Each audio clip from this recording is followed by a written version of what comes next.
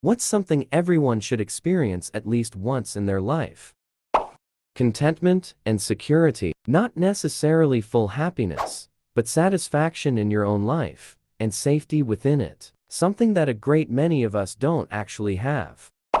Such a simple and yet impossible thing. I can live without joy, riches, fame. Hell, I could live without love. I already have been my whole life. But I had contentment and security for a short while in my life and lost it. Now, it's all I look for in life. I could accept those things and be perfectly fine. It took me a really long time to find those things, and I had a hard, and oftentimes very ugly journey. I battled loss, depression, suicide attempts, albeit half-hearted ones, and addiction. Lots and lots of addiction. Through all of that, I found contentment and security, and I also found peace. I know so many of you are without, and while I alone cannot guide you, I can tell you this honesty, both with others and yourself, really helped me find those things. The reason I say that is because honesty allowed me to open my eyes, to really see the world around me. It helped me understand even the simplest of things. Like all these supposed heroes or people our society heaps praise and admiration for. They are just another asshole in this world, just like me, and they have little to no clue as to WF is going on either, and really, just like me, and just like the asshole across from me on the bus. All of us ashholes. Just trying to make it through the fucking day, alright, and, if possible, have a good day while we're at it. I know that sounds funny, but when you judge yourself against all these people winning, it's easy to think you're without. Now I know I have, and I'm happy with that. My wife and I talk about how blessed we are that we have had this together for so many years. Life have been kind to me. I live in a time where I could have almost anything I want tomorrow. I don't live without. I've never hungry or thirsty. I found the love of my life when we were young and have been married for 12 years. And still love one another more today than we did yesterday. The only true wish I have in life is that I wish I could share what I have with more people. Everyone should be able to have these experiences, and it makes me so deeply sad the suffering in the world. Since I started living in USA, I lost that. People in USA don't realize you actually have less freedom. I lost my freedom to not worry about lack of healthcare. I lost my freedom to choose which way I will get to work, walk, train, bus, or bike, because everything is only accessible by cars. I lost my freedom to walk and feel safe because of the high crime. I stopped feeling secure and safe by not having things as universal healthcare. I miss not having to worry about things I considered normal that everyone around me had. And yet, I still get asked whether I married for the green card, as if USA is the only place worth living. USA literally ruined my enjoyment of life. I miss home. I miss their security and freedom I had. I traveled more, learned more. A loving and supportive group of humans. I've been part of a community choir for the last year, and a few of us make a habit of going out for drinks after rehearsal. I've skipped several of our last outings because I've been struggling with depression and social anxiety, with my brain telling me things like I'm not part of this social circle and I don't belong here. We had our concert for the season over the last weekend, and I decided to force myself to go out with the group afterwards. All those negative thoughts disappeared once I sat down with the group and started having real conversations with people. For the first time, I felt like I was actually forming some connections with everyone there. After a year, one of them is happy to come sit next to me and give me those comfort shoulder squeezes while making conversation, and I'm finding connections forming with several others. I feel so lucky to have some friends in my life again. So yeah, this one is my answer too. A father who doesn't put down every decision you make. Friends who don't make you feel like a burden. A partner that doesn't tell you, don't see you as human. I have no empathy for you because you were in a severe depression for 2 years, and instead of them helping you, or dumping you, they cheated on you for 2 years, then tell you that since you were a leech for 2 years, it's now your problem to fix everything, and if you don't, they don't really care. They confess to you after cheating on you on their lunch break, while intoxicated and holding a loaded gun, being extremely emotionally unstable, then tell you the next day you had no right to be upset, because if you were so scared, you'd have called the cops. Then claim they did nothing illegal, then being completely unsympathetic when you're injured in a car accident. When someone else hits you because they ran a stop sign. Now, you can't work and have no health insurance, are upset you totaled your mom's truck, and are having flashbacks of your childhood after your mother's car accident where she became depressed and permanently disabled, and just spiraled and your family fell apart. Now, it's all you dream about and you can't hardly sleep, because all the repressed memories are constantly haunting your dreams and hallucinations are haunting your waking hours. I didn't care at all about the night sky when I was a kid. Just wait. Once they're old enough to have real problems, and those problems feel like they're everything in the universe, the night sky will be the only thing that reminds them that none of those problems, none of us at that, actually matter in the least, and we should just enjoy life for what it is. If one can survive truly coming to grips with that crushing realization, nothing else will ever hurt them as badly again. And at least pointing out while they're young, whether they're interested or not, that everything is out there where we can't touch or frankly even fathom it, is an important step toward that. I'm damn glad my parents dragged me out to watch meteor showers every now and then. I got to see the stars at night while standing at the base of a volcano in Hawaii. Stars went down to the horizon, Milky Way across the sky, glow of lava below me, and a massive shooting star that went nearly from horizon to horizon. It was probably one of the most powerful moments of my life. At the time I was trying to get my 16-year-old niece into astronomy and was pointing out the planets when we saw the shooting star. It was awesome. I'm from a very heavily populated and light-polluted area. I thought a clear sky meant a handful of stars, and I was grateful when I got those kinds of nights. The first time I saw a truly clear night sky in the middle of the desert, I asked my friends what the gray smudge through the center of the sky was. It was the Milky Way. I'll never forget the absolute awe I felt when I realized how many millions of billions of stars you can actually see with your naked eye when light pollution is non-existent. Since I have moved to my current state, I have seen shooting stars on a regular basis when I had seen maybe one or two before. I have witnessed countless Starlink satellites slowly lining up before shooting off again, and at least 3 times a year seen the Milky Way in all its glory. Before COVID, I went to a fashion out that was held way back in the country. Like, if you're going to town, you're driving a minimum of 2 hours there and back. My boyfriend and I went back to our friend's cabin after the main festivities. It was around 1-2 am and it was freezing, but the night sky was totally clear. We turned all the lights off at the cabin and just looked. It was one of those moments where you appreciate life. It's so hard to describe to someone other than it was magical. It was July 1969. Everybody else in the world is watching the moon landing.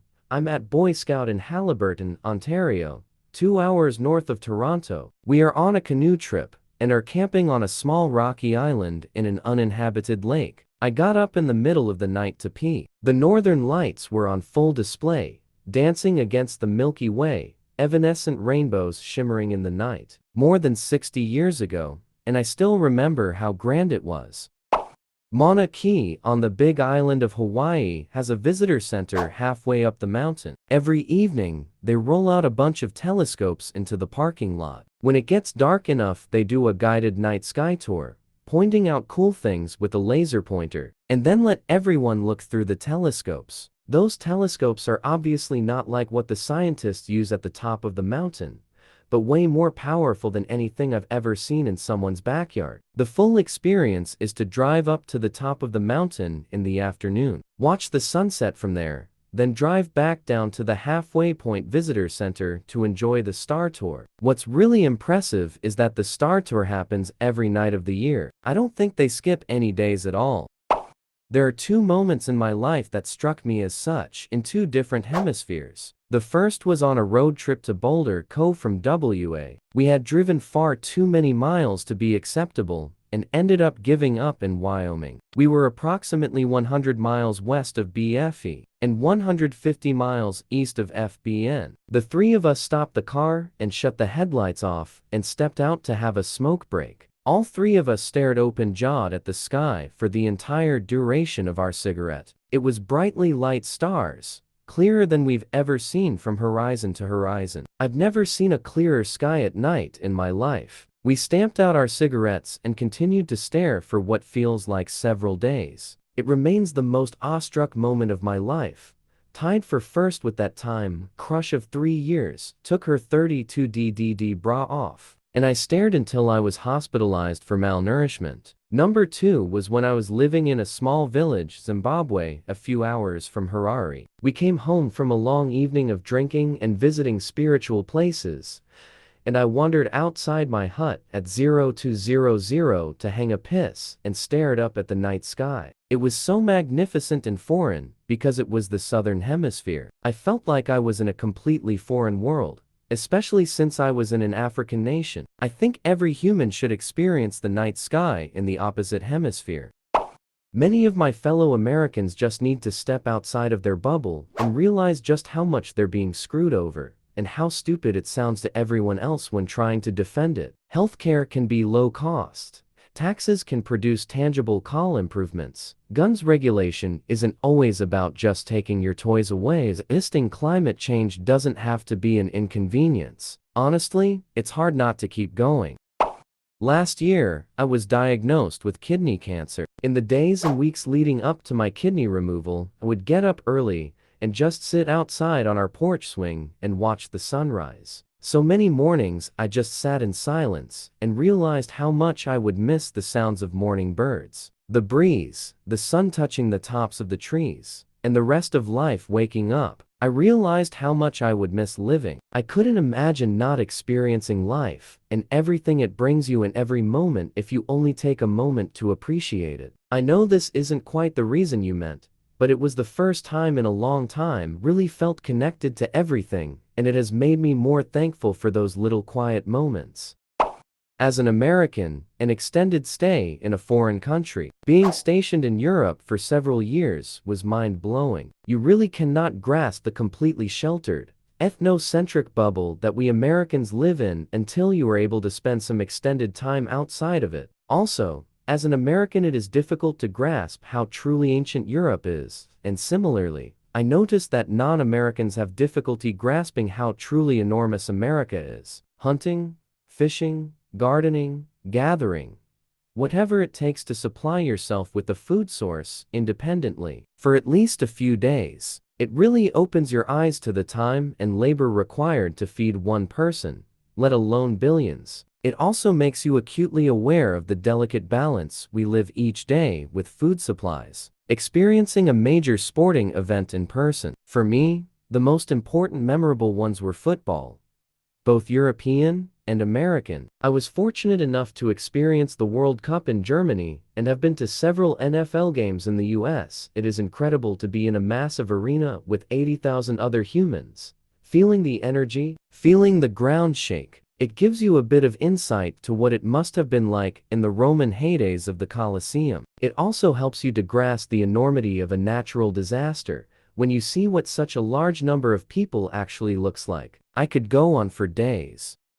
What it's like to work a busy shift at a restaurant can be any role. Waiting tables, bussing, cooking, hosting. Everyone should have one evening where you are trying to serve and cater to dozens of people at once. You should know how it feels to bring someone the wrong dish, or spill a glass on someone. You should know how it feels to work hard and get no tip. Get told to take something back like it's your fault. All the normal things that happen during a busy shift. By having that experience, you will have a permanently different view of going out to eat, and you will be a kinder, more accepting and patient customer. A heroic dose of psilocybin. I did shrooms for the first time a few months ago. Took 3.5 grams in the form of a wonderful tasting chocolate bar and had the best night of my life. I was playing every instrument I owned and saw colors that I hadn't seen before. Listening to music on my couch with full surround that felt like multiple lifetimes in the span of around 6 hours. Everything I looked at or listened to felt new and life-changing.